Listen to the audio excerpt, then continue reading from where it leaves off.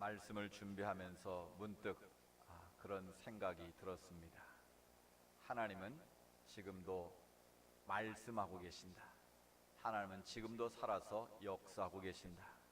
하나님은 우리의 모든 삶의 일들을 계획하고 준비하신다라는 생각을 갖게 되었습니다. 그 이유가 뭐냐면 우리가 10월 28일 이 생명잔치를 선포하고 창립 2주년을 앞두고 열심히 기도하고 준비하고 있는데, 오늘과 다음 주의 말씀 계속 이어서 이 전도에 관한 말씀이 정확하게 예비되어져 있다라는 거예요. 내가 의도적으로 그렇게 맞춘 것도 아닌데 우리의 모든 계획을 아시는 하나님께서 요한복음을 지금 차례차례 강의를 하고 있는데, 정확하게 우리가 이 생명잔치를 앞두고 전도에 관한 말씀이 읽혀지고 그 말씀이 선포되도록 미리 하나님은 예비하고 계셨다라는 거예요. 결국 이걸 통해서 목사로서 제가 항상 이렇게 깜짝깜짝 놀라는 것이 바로 그 부분이에요. 우리가 볼 때는 우연인 것 같고, 우리가 볼 때는 그냥 알아서 모든 일이 되는 것 같지만, 그 하나하나 되어지는 모든 일들이 하나님의 섭리 가운데 진행되고 있다는 거예요. 하나님의 손길 가운데 우리가 살아가고 있다라는 거예요. 또 하나님께서 주의 종을 통해 매주일 선포되는 말씀이 그냥 목사의 의도대로 막 선포되는 말씀이 아니라 하나님의 계획에 의해서 정확하게 하나님이 말씀하고 계신다는 것을 제가 깨닫게 되는 거예요. 여러분도 그 사실 앞에 다시 한번 내 모든 삶은 내 손에 있는 것이 아니라 하나님의 섭리에 달려있구나라는 것을 기억하시기 바랍니다. 또 주의 종을 통해 선포되는 말씀이 그냥 목사님이 의도대로 뭘 하는 게 아니라 그 말씀을 전하는 본문까지도 하나님께서 정확하게 예비하시고 그 말씀을 정확한 그 타임에 우리에게 들려주시는구나. 그 사실을 우리가 기억하고 주의 전에 모이기만 하면 하나님께서 이 예배를 통해 더 크게 영광 받으시고 또 여러분의 삶 가운데도 더 큰 은혜와 복으로 채우실 줄로 믿습니다. 그래서 오늘 설교의 제목은 와서 보라입니다.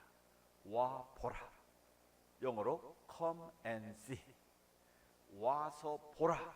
이것이 바로 안드레가 오늘 전도했던 전도의 방법이었어요. 그래서 와 보라. 이 전도는 복잡한 게 아니에요. 그냥 뭐 하라고 그러는데요? 와서 보십시오 하면 된다라는 거예요. 자, 그러면 이게 무슨 내용인지 오늘 말씀을 통해서 살펴보려고 합니다. 일본의 유명한 목사님이 몇 분 계신데 그 가운데 나가노라는 목사님이 계십니다. 이분이 교회를 개척해서 5년 동안 목회를 열심히 했는데 한 명도 전도가 되지 않았어요. 5년 동안 자기 부인하고 가족들과 함께 예배를 드렸어요. 그니 얼마나 답답했겠습니까? 물론 일본이 보고마율이 낮고 워낙 이 가미 800만 개가 넘는 가미가 신이 있다고 그러잖아요. 그러니까 예수를 믿기가 정말 어려운 나라가 일본인데, 그래도 그렇죠. 5년 동안 한 사람도 새가족이 없었으니 얼마나 힘들었겠어요. 그러던 어느 날 한 청년이 교회에 왔다는 거예요. 근데 행색은 아주 남루하고 정말 이렇게 힘들어 보여서 가서 보니까 이 폐병에 걸린 폐병 말기의 그런 젊은이더라는 거예요. 오갈 데가 없어가지고 어떻게 교회에 발걸음을 돌려서 오게 된 거예요. 근데 순간 그 마음속에 갈등이 생겼대요. 하나님, 저 청년을 내가 교인으로 받아야 됩니까? 아니면 그냥 멀리 해야 됩니까? 그때 성령님께서 그 마음에 감동을 주시기를, 야 이놈아, 네가 5년 동안 한 명도 전도도 못했는데 제 발로 찾아왔으면 감사함으로 받아들여야지 무슨 소리냐. 그래서 그 음성을 듣고 그 청년에 다가가서 진심으로 환영을 하고 그때부터 이제 섬기기 시작한 거예요. 복음을 전하고 피를 토하면 가서 같이 닦아주고 그를 열심히 간호를 해주고. 그래서 점점 이제 그런 가운데 그 청년이 예수님을 영접하게 됐어요. 그 나가노 목사님의 사랑에 쓰고 헌신의 감동을 받아서 주님의 사랑을 그분을 통해서 느낀 거예요. 그러자 그 마음에 기쁨이 오게 되고 하나님의 평강이 밀려오면서 그 폐병이 점점 회복되기 시작했어요. 그래서 마침내 온전하게 회복되는 은혜가 임했습니다. 할렐루야. 그래서 그분이 그 하나님의 은혜가 너무나 감사하고 그 나가노 목사님의 그 사랑의 수와 감사해서 내 일생은 하나님께 드려야겠다. 내 나머지 인생은 하나님께서 덤으로 주신 인생이니 내가 열심히 주를 위해 충성하겠다. 그래서 신학을 공부해서 목사가 됐어요. 이분이 누구인 줄 아십니까? 가가와 토요히코라는 일본의 3대 목사님 가운데 한 분이에요. 그리고 우찌무라 간조는 잘 아시죠? 이분과 함께 가가와 토요히코 목사님이 빈자들의 아버지 성자로 불릴 만큼 그 가난한 자들을 평생 섬기면서 하나님 나라의 복음을 전한 일본의 복음 사역에서 가장 중요한 역할을 했던 그런 분이 나왔다라는 거예요. 나중에 이분이 일본에서 빈민 사역을 하다가 중국이 어렵다는 말을 듣고 중국으로 가서 빈민 사역을 합니다. 제가 중국에 한 20년 전부터 다녔는데 그때 가보면 이 사람이 돼지하고 같이 사는데 사람인지 돼지인지 구분이 안 될 만큼 그렇게 어려웠어요. 그러니까 이분이 목회할 때는 1940년대니까 얼마나 어려웠겠습니까? 그 당시에는 못 먹고 사니까 이 변비가 그렇게 많았대요. 이분의 글을 보면 그러니까 막 꼬챙이로 그걸 파내야 될 정도였대요. 근데 그게 안 되면 이분이 자기 침으로 그걸 녹였대요. 그리고 그걸 막 빨아주면서 그 사람들의 고통을 함께 나눈 분이 바로 가가와 토요히코라는 분이에요. 그런데 더 놀라운 사실은요, 그 당시에 이제 1945년에 히로시마 나가사키 원자폭탄이 떨어져서 일본이 한 번에 그냥 망한 거 아닙니까?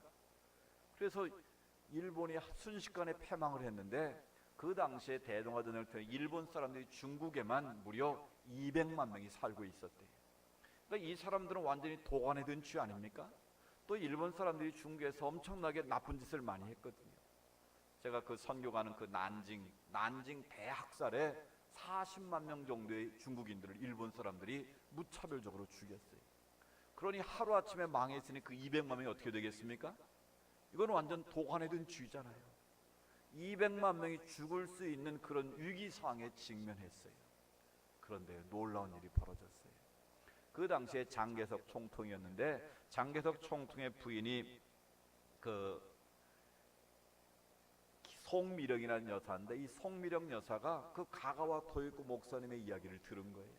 아니 일본인으로서 중국에 와서 그 빈민들을 위해서 정말 주님의 사랑을 실천하는 그 목사님을 보고 도전을 받은 거예요. 그래서 개인적으로 그 가가와 토요히코 목사님을 불러다가 성경 공부를 했대요. 그런데 이제 패망을 하니까 일본 사람이 다 죽게 됐잖아요. 그래서 자기 남편 장개석 총통을 설득을 한 거예요. 아니 일본 사람이 우리나라 와서 그 목사님 그렇게 우리를 위해서 그렇게 섬겼는데 비록 나라가 망했다고 해서 그 사람들을 죽이면 되겠습니까? 그래서 장개석 총통이 1호 법령을 내렸는데 중국에 거주하고 있는 200만 명의 일본 사람들을 한 사람도 절대 죽이면 안 된다. 그걸 법령으로 선포했다는 거예요. 할렐루야. 그래서 200만 명이나 되는 일본 사람들이 한 사람도 다치지 않고 배편으로 다 일본으로 무사히 빠져나올 수 있었다라는 거예요. 여러분, 가가와 목사님 한 분이 5년 동안 목회하면서 단 한 사람의 결신자를 얻어서 그가 가가와 토요히코 목사님이 돼서 그분이 중국 가서 빈민들은 사역을 한 결과 몇 명을 살렸습니까? 200만 명을 살리는 놀라운 하나님의 역사가 일어났다라는 거예요. 한 사람이 얼마나 귀중한 것을 우리에게 보여주는 거예요. 얼마나 많은 사람이 모이느냐 거기에 우리의 목적이 있는 게 아니라 우리 한 사람 한 사람이 한 영혼을 천하보다 귀히 여기는 그런 마음을 가지고 목회를 하고 여러분들이 신앙생활을 하고 전도를 하면 그 한 사람을 통해서 200만 명을 살 수도 있고 한 민족을 살 수도 있는 위대한 역사가 일어날 수 있다라는 거예요. 그런 점에서 하나님 앞에 서 있는 한 사람이 얼마나 중요한 것인가를 우리는 다시 한번 깨닫게 되는 거예요. 오늘 그런 역사가 읽은 본문 말씀에 나옵니다. 바로 안드레라는 사람이 예수님의 제자였던 안드레, 원래 누구의 제자였습니까? 세례 요한의 제자였어요. 세례 요한의 제자인데 세례 요한이 자기 곁을 지나가는 예수님을 보고 하나님의 어린 양이로다 라고 말씀을 외쳤어요. 그 어린 양의 의미가 무언가는 이전에 우리가 배우지 않았습니까? 바로 아사셀 염소처럼 우리의 모든 죄를 짊어지시고 또는 출애굽의 6월절 어린 양이 되셔서 우리의 모든 죄를 대속하시고 십자가에 달려 돌아가실 예수님을 상징한다고 말씀드렸습니다. 그 말씀을 선포했더니 이 안드레가 그 말씀을 듣고 가슴이 뜨거워졌습니다. 그래서 예수님을 따라서 주님을 따르는 제자가 된 거예요. 그래서 예수님께서 그에게 함께 머물면서 예수가 누구이신가를 새롭게 영적인 눈을 뜬 거예요. 그리고 나서 안드레가 예수를 만나고 난 이후에 제일 먼저 한 일이 무엇이었을까요? 오늘 본문에 보면 뭘 했어요? 먼저 자기 형제 시몬 베드로를 찾아가서 내가 메시아를 만났다, 내가 오늘 왕이시고 제자의 선자가 되시는 예수님을 만났다라고 자기 형제 베드로에게 먼저 예수님을 소개하고 복음을 전했다는 거예요. 여러분 보십시오. 그런데 그 베드로에게 복음을 전한 결과 베드로가 나중에 뭐가 됐습니까? 초대교회 지도자가 돼서 수많은 사람들에게 예수의 복음을 십자가와 부활을 증언하고 초대교회를 이끌어가는 하나님의 지도자가 되었다라는 사실이, 바로 이 안드레 한 사람의 복음 전도가 초대교회를 세우는 위대한 지도자 베드로가 나올 수 있었다라는 거예요. 따라서 이 안드레의 이 전도가 얼마나 중요한 것인가를 우리가 이 말씀을 통해서 깨닫는 거예요. 자기를 찾아온 안드레에게 예수님이 일성으로 하신 말씀이 뭐였습니까? 와서 보라는 것이었어요. 와서 보라는 주님의 초청에 안드레는 주님과 함께 하면서 예수가 메시라는 것을 깨닫게 되고, 깨닫고 난 후에 바로 가서 자기 형제 시몬 베드로를 예수님께로 데려왔다는 거예요. 그래서 예수님께서 그 시몬을 보시고, 원래 시몬이라는 말은 갈 때 흔들리는 사람 그런 뜻이에요. 그런데 내가 너를 베드로로 하겠다. 베드로는 뜻은 반석이잖아요.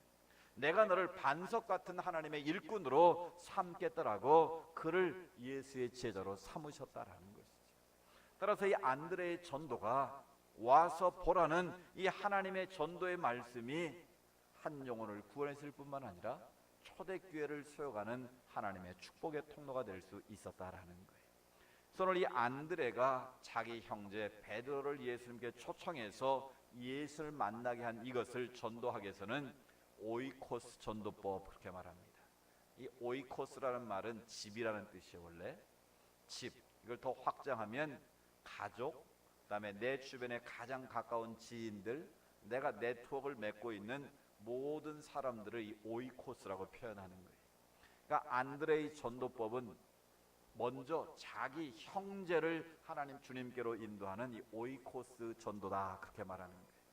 그래서 오늘 이 시대에 가장 중요한 것은 실은 오이코스 전도법이에요.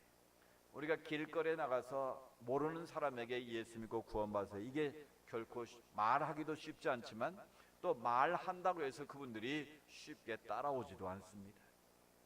그래서 일단은 내가 가장 잘 아는 가족부터, 친구, 지인들부터 우리가 전도 대상자로 삼아서 그들과 관계를 통해서 복음을 전하는 오이코스 전도가 중요하다라는 거예요. 근데 실은 가까운 사람들을 전도하는 게 여러분 쉽습니까? 어렵습니까? 실제로는 더 어렵다, 그런 말씀을 많이 하세요. 그래서 어떤 목사님이 이런 재미있는 말을 했어요. 세상에 어려운 일 4가지가 있는데 그 첫 번째는 하늘의 별 따오는 것, 그거 어렵고, 두 번째 엎드러진 물 주워 담는 거 어렵고, 세 번째 대머리에 머리 핀 꽂기 참 어렵고, 네 번째 가족 전도하기 어렵다. 그만큼 가족을 전도하는 게 쉽지는 않다라는 거예요.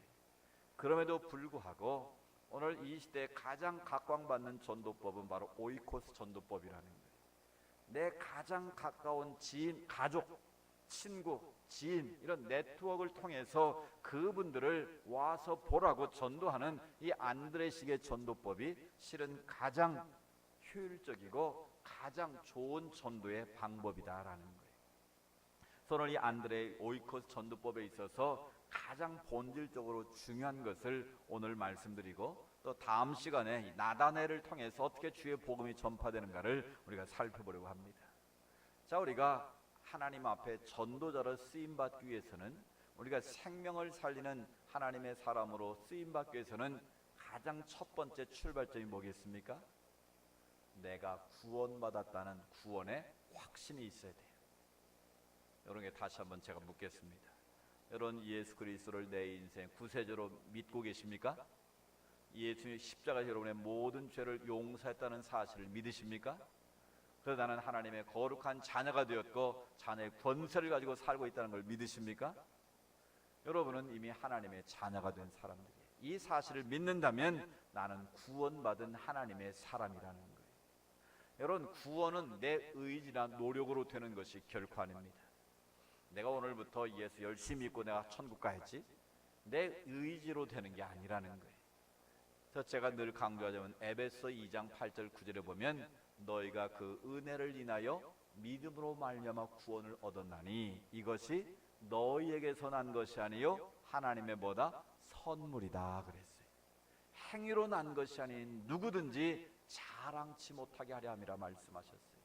우리가 예수를 그리스도로 고백한 이것은 내 행위나 내 의지나 내 노력으로 된 것이 아니라 하나님의 은혜의 선물인 줄로 믿습니다.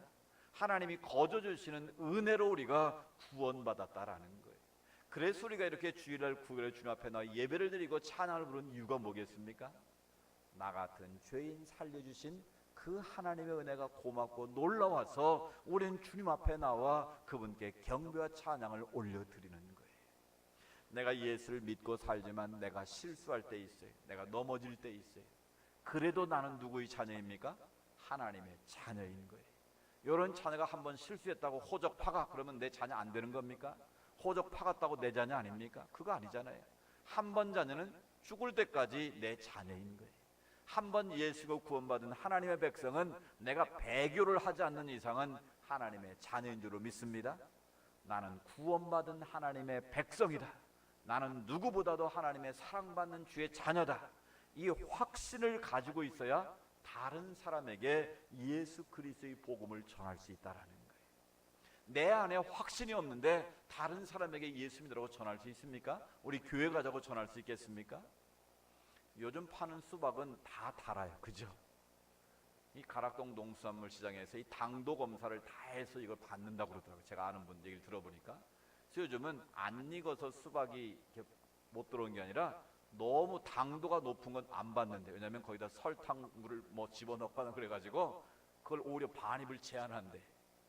그러니까 요즘 나온 수박은 다 맛있어요. 다 잘 익었고. 근데 전에는 어땠습니까? 수박 고른 요령들 다 나름대로 노하우가 있잖아요. 이렇게 두드려보고 소리를 들어보고 또 그 수박의 빛깔이 뭐 이렇게 골고루 잘 이렇게 퍼져 있는지 그걸 보고 우리가 수박을 고르지 않았습니까? 또 그것도 못 믿으면 어떻게 했어요? 삼각형으로 따서 팍 빼가지고 그래도 집에 가서 보면 이게 수박 안에가 뭐 흰줄이가 있고 맛없는 게 많았었잖아요. 근데 여러분, 수박을 살 때 수박 장사가 이 수박 맛있어요? 잘 익었어요? 그런데 글쎄요, 나도 안 봐서 모르겠네요. 내가 속을 봤어야 알죠. 그냥 가서 일단 한번 쪼개보세요. 여러분, 그렇게 말하면 여러분 수박 사겠어요? 안 사겠어요? 그렇게 수박 장사는 절대 못 팔죠. 속은 허열망정, 이 수박은 우리나라에서 제일 맛있는 수박입니다.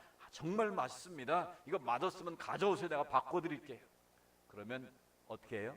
믿고 사잖아요. 수박 한 덩이를 사도 파는 사람이 자신 있고 확실히 있어야 되는 거예요. 여러분, 이 세상 일도 그렇잖아요. 내가 하는 일에 긍지가 있고 자부심이 있으면 확신 있게 누군가에게 전할 수 있는 거예요. 예수 믿는 것도 마찬가지.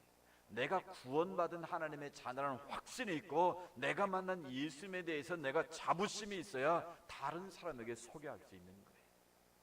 무엇보다도 나는 예수 믿고 구원받은 하나님의 자녀가 되었다. 이 확신을 가지고 내가 만난 이 예수님을 소개하는 것이 우리의 사명인 줄로 믿습니다. 두 번째로 우리가 안드레처럼 전도를 하려면 천국과 지옥에 대한 확신이 있어야 돼요. 여러분, 천국과 지옥이 있다는 것을 믿으십니까? 대답을 안 하시는 분이 있네. 여러분, 천국과 지옥이 있다는 것을 확실하게 믿으십니까? 이 시대는요, 이 포스트 모던 이 시대는 진리를 자꾸 상대화시켜요. 그래서 절대 진리를 부인하고 뭐 이것도 진리가 되고 저것도 진리가 될 수 있어요. 그러니까 뭐 꼭 기독교만 구원 있는 것도 아니고 불교에도 구원이 있고 뭐 힌두교에도 구원이 있고 뭐 무슬림에도 구원이 있다. 뭐 가는 길이 다를 뿐이고 결국은 만난다. 이게 포스트 모더니즘 시대의 가장 큰 약점 중에 하나예요. 여러분, 분명한 사실은 성경은 천국이 있고 지옥이 있다는 것을 말씀합니다. 우리의 인생은 한 번 죽는 것으로 그냥 끝나는 게 아니에요. 죽으면 그만이지. 여러분, 히브리서 9장 27절에 분명히 성경은 말씀합니다. 사람이 한 번 죽는 것은 누가 정한 거예요? 내가 정한 게 아니에요. 하나님이 정하신 것이요. 그 다음 말이 뭐예요? 그 후에는 반드시 뭐가 있다고요? 심판이 있다. 죽으면 끝이 아니라 그 죽음 자체가 심판이기도 하지만 그 죽은 그 자체가 하나님의 심판의 자리에 서는 거다라는 거예요. 심판은 두 종류로 나눠지는데요, 예수 그리스도를 고백하고 죄 사함 받아 하나님의 자녀가 된 자들은 어디로 갈까요? 두 번 예수님의 생명의 부활로 가는 심판을 받게 됩니다. 그러니까 예수 믿고 구원받은 하나님의 자녀들은 심판대 앞에서 생명의 부활의 심판을 받는다는 거예요. 그러니까 우리는 하나님이 예비하신 영원한 천국으로 갈 수 있다라는 거예요. 아멘. 그런데 예수님을 믿지 않고 죄 사함 받지 않은 자들은 두 번째 사망의 불못에 떨어지리라 그랬어요. 그게 어디예요? 그게 바로 성경이 말하는 지옥이라는 거예요. 천주교에서는 연옥이 있다고 그러는데 성경은 연옥의 개념은 없어요. 천주교에서는 사람이 죽으면 바로 지옥과 천국으로 가는 게 아니라 연옥이라는 임시 거류 장소가 있어서 그 자식들이 예수를 잘 믿으면 지옥 갈 그 조상들이 천국으로 갈 수 있다. 굉장히 인간적이죠. 이게 면죄부를 판 근거가 됐던 거예요. 이거는 성경적으로는 합당하지 않습니다. 성경은 천국과 지옥을 말하지 연옥에 대해서는 말씀하고 있지 않아요. 엄밀하게 말하면. 그래서 분명한 사실은 천국이 있으면 지옥이 있고 지옥이 있으면 천국이 있다는 거예요. 그런데 이 시대는 목사들도 천국에 대한 설교를 안 하고 지옥에 대한 설교도 잘 안 해요. 왜? 천국 설교는 좋아할 것 같은데 지옥에 대해 설교하면 사람들이 싫어하거든요. 또 요즘 사람들의 생각이 어떤 생각입니까? 요즘은 지옥도 갈만하대. 특히 우리나라 사람들은 지옥 가도 잘 견딘대. 왜? 찜질방에서 하도 뜨거운 물에 잘 견뎌가지고 웬만한 지옥은 살만하대. 지옥에 대해서 그런 농담이 나올 정도로 지옥에 대한 두려움이 별로 없어졌어요. 근데 여러분, 저는 그 지옥을 생각할 때마다 어떤 모습이 떠오르냐면, 여러분 고속도로 휴게소에 가면 뭘 팔아요? 맥반석 오징어구이 파는 거 보셨죠? 볼 때는 별로 불이 뜨거워 보이지도 않는데 오징어 한 마리 주세요. 그래서 오징어를 거기다 딱 올려놓는 순간 어떻게 됩니까?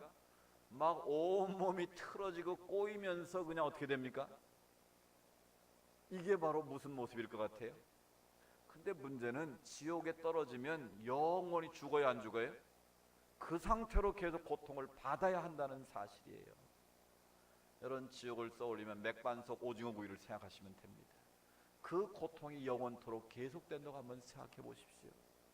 내 부모가, 내 자녀들이, 내 친구들이 그 지옥불에서 그런 고통을 받고 있다는 여러분 생각을 한번 해보십시오. 반드시 사람이 한 번 죽는 하나님이 저와 그의 심판이 있는데 행위대로 심판하시는데 우리의 가족, 지인, 친구들이 그곳에서 영원한 형벌을 받는다면 여러분 그걸 어떻게 견딜 수 있겠습니까? 그러나 분명한 사실은 지옥이 있다면 뭐가 있어요? 천국이 있다는 거예요. 하나님이 우리를 위해서 예비하신 영원한 천국이 있다는 거예요. 아브라함은 그 영원한 본향을 바라보고 그곳 향해서 나아갔다고 우리에게 증언하고 있습니다. 이 땅의 삶은 천국의 삶을 예행 연습하는 거예요. 이 땅이 아무리 좋아도 주님이 오라 부르면 우리는 다 놓고 가야 되는 게 우리 인생길이에요. 여러분, 요즘 천국도 별로 안 좋아하는데 사람들이, 왜냐면 천국 밑에 분당이 더 좋아가지고 분당만 살아도 천국 부럽지 않다, 또 그런 농담도 하는데, 여러분, 이 땅이 아무리 좋아도 하나님이 위하신 천국과 어떻게 비교하겠습니까? 여자분들 보석 좋아하시는데 보석은요, 천국 가면 뭐예요? 돌멩이 취급도 하는 게 보석이에요. 12 진주문이 있고 바닥에 길바닥에 뭐가 깔렸어요? 보석이 다 깔려있는 게 천국이에요. 할렐루야. 그런 영원한 우리를 예배하신 그 천국이 우리를 준비하고 있다는 거예요. 이 땅이 아무리 좋아도 천국과 어떻게 비교할 수 있겠습니까? 이 땅은 모델하우스와 같은 거예요. 여러분, 모델하우스 가보셨어요? 저는 딱 한 번 가봤는데 지금까지 집 사러 간 게 아니고 분당에서 제가 성역 공부를 인도하는데 분당 시내가 완전히 차가 마비가 됐어요. 왜 그런가 봤더니 거기에 제일 좋은 아파트 분양을 한대. 모델하우스 오픈한 날인데 그거 보러 사람들이 몰려 들어가지고 마비가 돼. 그러니까 할 수 없이 저도 들어가 봤어요. 차가 못 가니까. 이태리 대리석으로 만들었다는데 저는 그런 집 처음 봤어요. 근데 여러분, 한참 지나고 나니까 그 집이 없어져 버렸더라고요. 아니, 그렇게 좋은 집을 왜 없앴지? 왜 없앴을까요? 분양 마치면 아무리 잘 만들어 놓은 모델하우스라도 그 모델하우스 어떻게 됩니까? 없애버리는 거예요. 우리 이 땅의 집은 모델하우스 같은 거예요. 거기서 내가 영원히 살 것처럼 폼 잡아봐야 하나님이 오라 하시면 가는 게 우리 인생인 거예요. 이 땅에서의 삶은 천국의 삶을 뭐 하는 거예요? 리허설하는 거예요. 예행 연습하는 거예요. 그러니까 우리가 이 땅에 너무 소망을 두고 살면 죽기가 아까운 거예요. 그죠?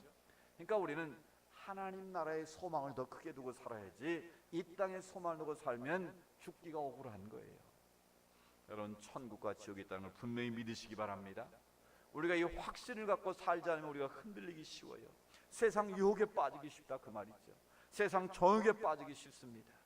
따라서 지옥과 천국이 있다는 확신이 있을 때 우리가 예수의 복음을 전할 수 있는 거예요. 세 번째로 중요한 것은 안드레는 뭐 했습니까? 자기 형제 베드로에게 제일 먼저 가서 복음을 전한 거예요. 전도 대상자를 정하는 게 중요한 거예요.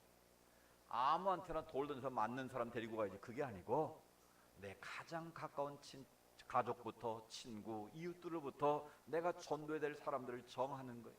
그리고 그분들을 위해서 우리가 할 일은 뭐예요? 기도하는 거예요. 기도할 때 하나님께서 그들의 마음을 움직이시는 거예요.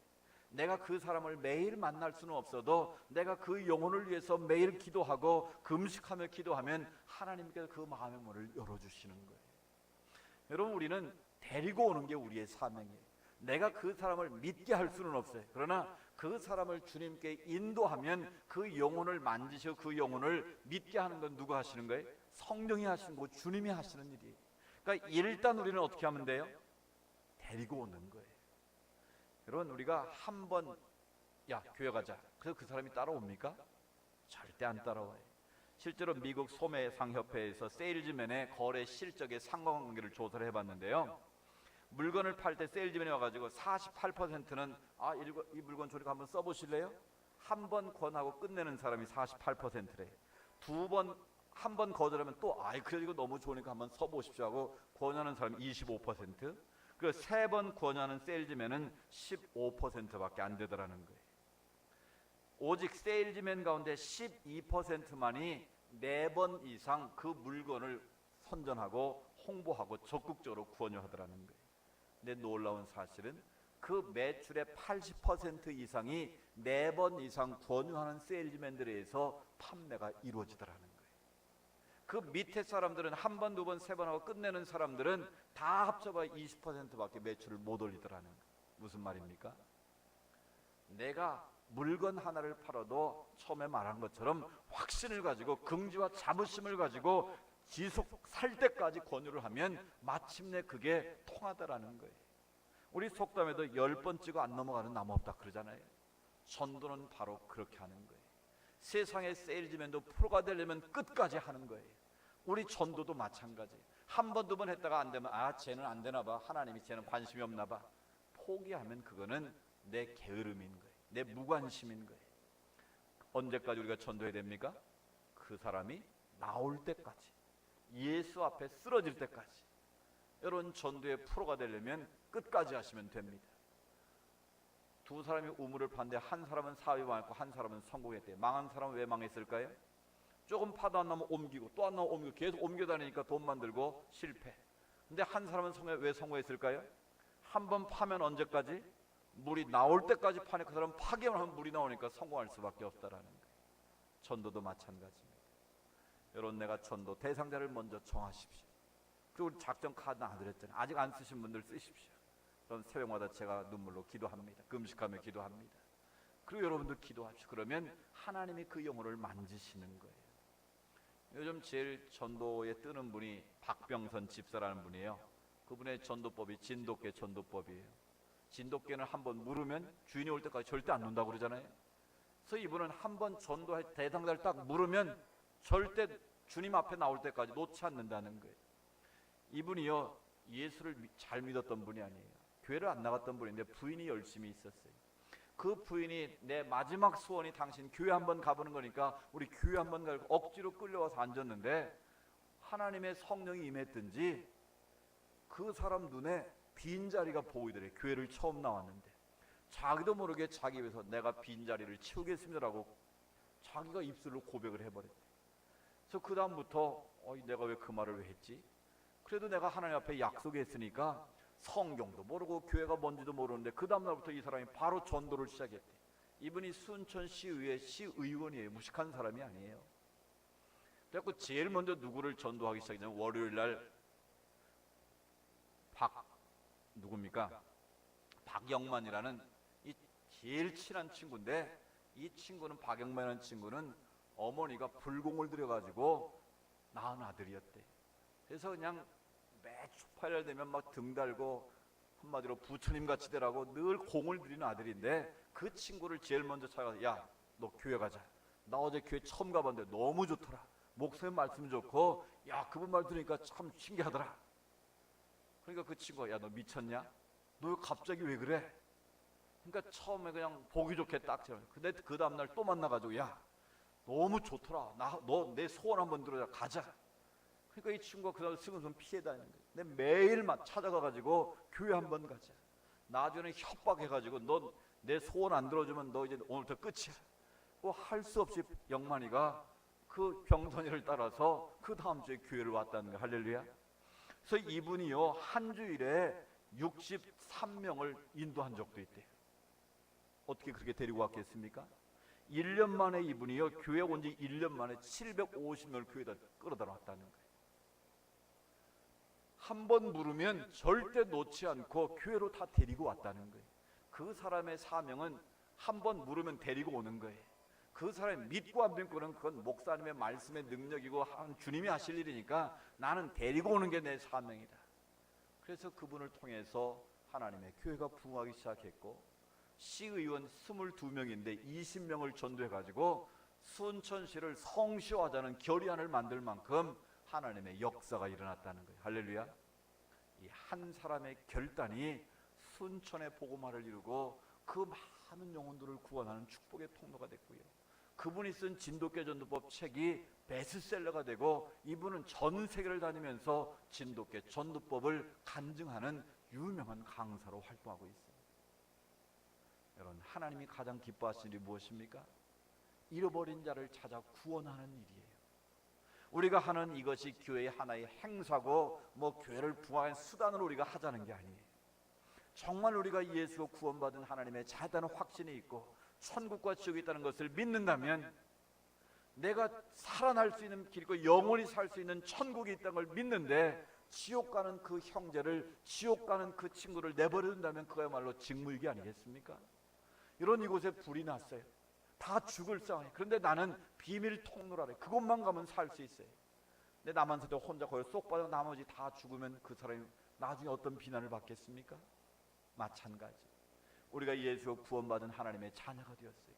우리는 천국 갈 하나님의 백성으로 예약이 이미 다 끝난 사람들이에요. 그렇다면 내가 작정한 바로 그 사람들이 지옥 가는 일 없도록 우리가 열심히 기도해야 되지 않겠습니까? 진돗개 전도왕처럼 끝까지 그분이 주님 앞에 나올 때까지 우리가 하나님 앞으로 그들을 모셔야 되지 않겠습니까? 우리 주님께서 잔치를 베푸시고 사람들이 안 오니까 뭐라고 말씀하셨어요? 강권하여 데려다가 내 집을 채우라고 말씀하셨어요. 그 강권이라는 말이 강권사님을 말하는 게 아니고, 강권, 이 아낭카손이라는 말인데 헬라어로 아낭카손은 팔을 비틀다 그런 뜻이에요. 그러니까 안 나오면 팔을 비틀어서라도 주님의 전으로 잔치 자리로 데려오라는 거예요. 그러면 하나님이 그 영혼을 책임지시고 만지신다라는 거예요. 여러분, 10월 28일 생명잔치 여러분이 꼭 구원시켜야 될 사람들, 지옥에 절대 보내서 안 될 VIP들 팔을 비틀어서 데려오시기 바랍니다. 아멘 안 하시네? 팔을 비틀어서 데려오시기 바랍니다. 그러면 그 영혼이, 지옥 갈 영혼이 천국 갈 수 있는 길이 열리잖아요. 그 영혼이 하나님 앞에 살아날 수 있는 기회를 우리가 만들어 주는 거잖아요. 따라서 이 일에 우리 모두 기쁨으로 함께 할 수 있기를 원합니다. 하나님이 가장 기뻐하신 일은 생명을 살린 일이에요. 제가 전에 서명교회에서 이렇게 생명잔치를 매년 했어요. 근데 나중에 안 되니까 어떤 장로님 부담이 됐던지 자기가 택시를 타고 왔는데, 기사 아저씨 나 오늘 교회를 가는데 나 혼자 가면 목사한테 눈치 보고 나 욕먹으니까 당신 2시간 일 못한 걸 내가 2배로 쳐서 계산해 줄 테니까 우리 예배 드리고 합시다. 그래서 택시기사를 모시고 왔더라고요. 어떤 분은 경동해 가지고 할머니 할아버지 내가 오늘 일당 드릴 테니까 우리 오늘 교회 갑시다. 그래가지고 경동에 할머니 할아버지를 다 모시고 왔어요. 어떤 분들은 에이 그렇게 해서 데리고 뭐해? 그 다음 주에 다 안 오는데. 여러분 그렇게 말하지 마십시오. 내가 대가를 지불해서라도 그 영혼들을 주님 앞으로 모셔오는 게 그게 귀한 거라니까요. 그런 열정을 가지고 하나님 앞에 서면 하나님이 그 마음의 중심을 기억하시고 그 사람을 통해서 역사가 이루어지기 시작한다라는 거예요. 예비원 생명잔치 안 되면 택시라도 타고 데리고 오십시오. 경로에 가서라도 모셔오십시오. 여러분 친구들 무슨 수를 써서라도 안 오면 절교를 선해서 한번 데리고 와 보십시오. 그러면 하나님께서 그 마음의 중심을 기억하시고 역사하십니다. 그 영혼들을 하나님이 살리실 것입니다. 오늘 안드레가 그 형제 시몬을 데리고 와서 메시아를 만나 선포함으로 그가 하나님의 위대한 사도가 되었던 것처럼 가가 목사님의 그 한 분의 그 헌신을 통해서 그 훌륭한 목사에 나와서 200명의 산 역사를 했던 것처럼 내가 한 영혼을 살리는 것은 천하를 살리는 것과 마찬가지입니다. 여러분 쉰들러 리스트라는 영화 보셨죠? 그 영화의 마지막 장면이 눈물 한 방울이 뚝 떨어지는데 그 마지막 표현이 너무 감동적입니다. 한 생명을 구하는 것은 우주를 구하는 것과 같다.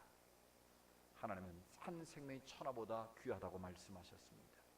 근본 생명잔치에 여러분 가족 가운데 믿지 않는 자가 있으면 초대하십시오. 여러분 친구 가운데, 이웃들 가운데, 직장 동료 가운데 믿지 않는 영혼들이 있다면 초대하십시오. 그리고 믿다가 낙심한 자들이 있다면 초대하십시오. 그래서 이 전이 가득 채워져서 하나님께 영광 돌리고 또 성령의 기름 부으심을 통해서 그분들이 예수님을 새롭게 만나고 지옥갈배에서 천국으로 나아가는 그런 역사가 있기를 축복합니다. 이 모든 일 우리 모두 기쁨으로 동참해서 하나님께 영광 돌리고 또 하나님의 새 역사를 이루는 온누리 교회가 될 수 있기를 주의 이름으로 축복합니다.